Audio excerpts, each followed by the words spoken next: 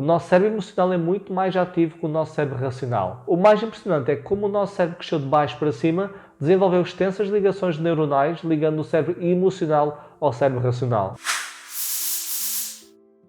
Olá, meu nome é Paulo Moreira, eu sou especialista em inteligência emocional e autor do livro Inteligência Emocional, uma abordagem prática. Neste vídeo vou-te falar sobre a teoria do cérebro trino. O nosso cérebro é fascinante e é a melhor criação que existe. Uma das descrições mais impressionantes que li sobre o cérebro foi dada por Michio Kaku, que é um dos físicos teóricos mais reconhecidos mundialmente. Michio Kaku disse no seu livro O Futuro da Mente: o cérebro humano é composto por mais de 100 mil milhões de neurónios, quase tantos como as estrelas que existem na Via Láctea. Por sua vez, cada neurónio está ligado a cerca de 10 mil outros neurónios, pelo que no total existem 10 mil milhares de milhões de conexões possíveis, e isto nem sequer conta com o número de circuitos existentes entre este matagal de neurónios. O número de pensamentos que o cérebro humano pode conceber é, por conseguinte, verdadeiramente astronómico e está para lá do nosso entendimento. O computador Blue Gene da IBM, instalado no Laboratório Nacional Livermore, na Califórnia, é considerado um dos maiores computadores do mundo. Possui um conjunto colossal de transitores, chips e fios, e contém 147 mil processadores com esmagadores 150 mil gigabytes de memória. E em junho de 2012, na velocidade de pico, atingiu o recorde mundial de supercomputador mais rápido com uma velocidade de 20.1 flops, que representa 20,1 mil milhões de operações por segundo, e hoje já foi ultrapassado. E cobre uma superfície de cerca de 280 metros quadrados e devora energia elétrica ao ritmo de 7 megawatts, o que seria suficiente para iluminar uma pequena cidade. Mas será toda esta impressionante capacidade de processamento concentrada num único computador suficiente para rivalizar com o cérebro humano? Não. O Dr. Dharmendra Moda, da IBM, afirma que seriam necessários milhares de computadores Blue Gene para simular o cérebro humano e que encheria um quarteirão inteiro em vez de uma sala. E o consumo de energia seria tão grande que seria necessário uma central nuclear com uma potência de 1000 megawatts para produzir a eletricidade devida. E depois, para arrefecer este computador monstruoso, evitando que derretesse, seria preciso desviar um rio e fazê-lo passar pelos circuitos do computador. É notável que seja necessário um computador gigantesco do tamanho de uma cidade para simular um pedaço de tecido humano com cerca de 1 kg e 300 gramas de peso e cabe dentro do nosso crânio. E que aumenta a temperatura corporal em apenas alguns graus, utiliza 20 watts de potência e só precisa de uns hambúrgueres para continuar a funcionar. Esta foi a definição dada por Michio Kaku sobre o poder do nosso cérebro. Existem algumas teorias sobre o funcionamento do nosso cérebro, mas eu vou falar de umas teorias mais sólidas na ciência atualmente, que é a teoria do cérebro trino. O meu objetivo neste vídeo é falar dessa teoria e da sua evolução, juntando o contributo das nossas emoções. Tem existido uma evolução notória na neurociência afetiva e continua a existir até os dias de hoje.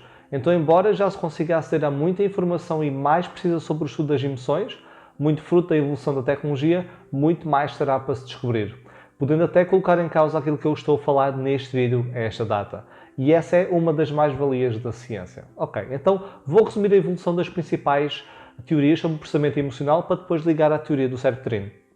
Em 1885 surgiu a teoria das emoções de James Lange, que indicava que diferentes reações fisiológicas geravam diferentes emoções.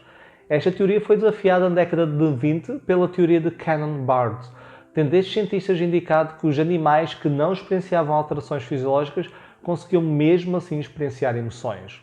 Esta teoria também defendia que não era possível diferenciar diferentes estados emocionais através das alterações fisiológicas.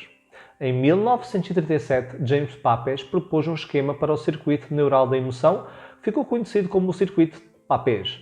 Papez acreditava que a experiência da emoção era determinada pelo córtex cingulado e também por outras áreas corticais. Também defendia que a expressão emocional era governada pelo hipotálamo. Depois, na década de 60, surgiu sim a teoria do cérebro trino do neurocientista Paul MacLean, que apresentou no seu livro The Triune Brain in Evolution.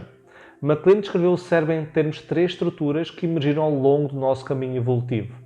Embora muitos conceitos desta teoria continuem a ser utilizados por cientistas no estudo das emoções, várias críticas têm vindo a ser feitas a algumas estruturas indicadas por MacLean. O meu objetivo será apresentar a teoria proposta, de forma a que seja possível aceder a uma construção do modelo anatómico das regiões do cérebro que estão envolvidas no processamento das emoções.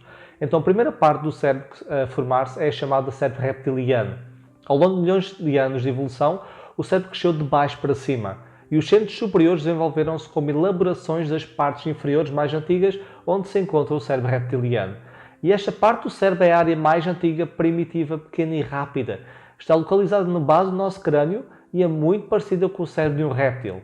E é ela que determina o nosso estado de alerta, sendo a base da resposta do tipo de luta ou fuga, forçando-nos a reagir muito rapidamente. Qual é o problema deste cérebro? É que como já não temos muitos predadores à solta, ele dispara com pouca precisão, visto que aponta sempre na pior hipótese possível. É um traço perfeito para manter os nossos antepassados vivos, mas menos útil muitas vezes hoje em dia.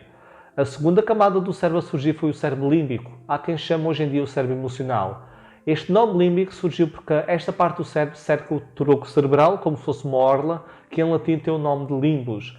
E esta área do cérebro progride através de ligações afetivas, sendo o suporte do equilíbrio emocional, da intimidade e dos relacionamentos.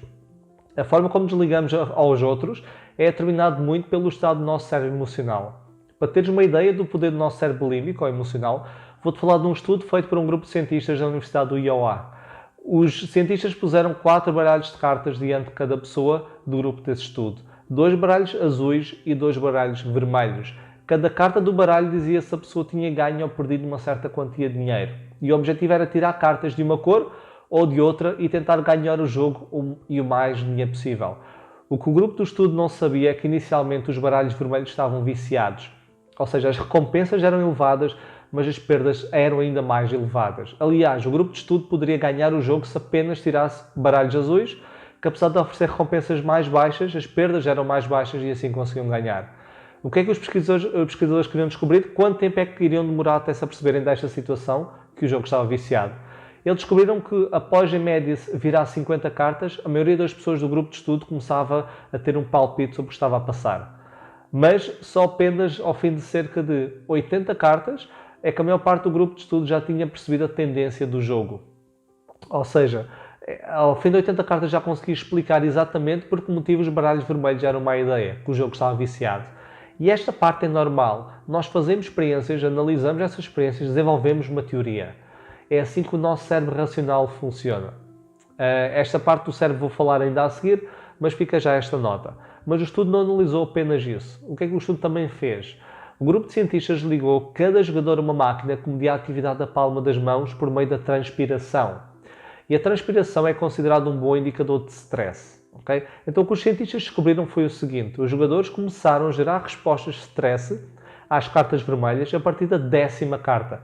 Ou seja, 40 cartas antes dos jogadores poderem dizer que tinham um palpite que algo estava errado com o jogo. E quando as palmas das mãos começaram a transpirar, o comportamento dos jogadores também mudou, tendo começado a preferir cartas azuis às vermelhas. Por outras palavras, os jogadores perceberam a tendência do jogo bem antes de se aperceberem racionalmente que tinham-se apercebido que o jogo estava viciado. Muitas das intuições que temos são mensagens que o nosso cérebro nos transmite abaixo do radar da consciência. E apesar de ainda não conseguirmos racionalizá-las, ele detectou algo que nós ainda não conseguimos detectar. Esta parte do cérebro límbico, ou cérebro emocional, processa a informação abaixo do limiar da consciência. E a terceira e última parte do cérebro a ser desenvolvida foi o neocórtex, ou o cérebro racional. Milhões de anos depois, na evolução, apenas estas áreas emocionais desenvolveram esta parte do cérebro. O facto do cérebro racional se ter desenvolvido a partir das emoções revela muito sobre a relação entre o pensamento e o sentimento. Ou seja, antes de existir um cérebro racional, existia um cérebro emocional. Portanto, não somos apenas seres racionais, somos primeiro seres emocionais. O neocórtex dá-nos a capacidade de criar estratégias e planear a longo prazo. Dentro do neocórtex existe uma região situada atrás da testa, que é o córtex pré-frontal. E esta é a região que amadurece por último na nossa vida, apenas na casa dos 20 anos de idade. Esta é a região primariamente responsável por regular as nossas respostas emocionais. E o córtex pré-frontal é o grande supervisor do cérebro emocional, sendo que quando este não funciona, acontecem grandes problemas. Também pode avaliar o estado emocional através desta parte do cérebro. E o que precisa ser feito para processar o stress associado à situação atual e rumar a um estado de maior equilíbrio. O nosso cérebro emocional é muito mais ativo que o nosso cérebro racional. O mais impressionante é que, como o nosso cérebro cresceu de baixo para cima, desenvolveu extensas ligações neuronais ligando o cérebro emocional ao cérebro racional. Ou seja, o nosso cérebro emocional envia mensagens para o nosso cérebro racional a todo momento.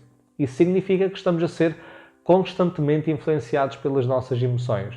É importante deixar a nota que os estudos têm vindo a ser feitos no ramo da neurociência afetiva, têm mostrado que a visão do cérebro emocional ou cérebro límbico é um pouco limitativa. Diferentes regiões cerebrais tendem a ativar diferentes estados emocionais. Então, embora não pareça existir circuitos fechados e únicos para cada emoção, existe alguma variabilidade, mas existem também padrões.